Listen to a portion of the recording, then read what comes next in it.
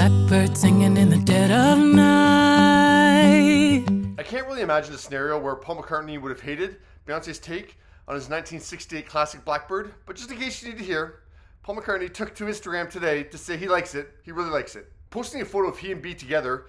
I was trying to figure out where this photo was taken and I couldn't. It looks like to me it's from the 2000s. But yeah, I couldn't figure it out. So if you know, please let me know.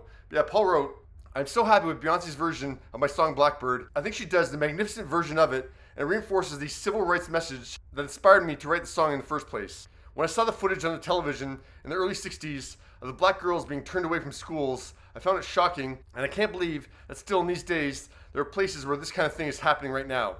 Anything my song and Beyonce's fabulous version can do to ease racial tension would be a great thing and makes me very proud.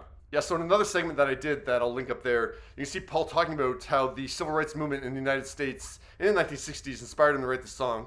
But yeah, Paul goes on to write, I spoke to Beyonce on FaceTime, and she thanked me for writing it and letting her do it. I told her the pleasure was all mine, and I thought she'd done a killer version of the song.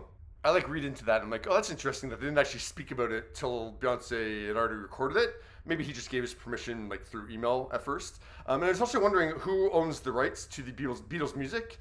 And Sony does, which is Beyonce's label, which would make it very easy to, get the permission to record it. I think Paul still has a stake in it. And of course, you'd still want Paul's blessing to do the recording.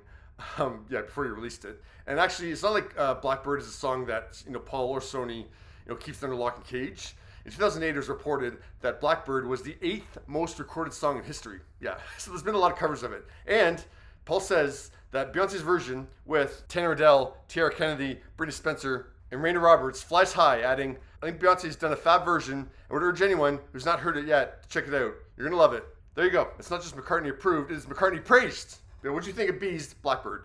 You were only waiting for this moment to arrive.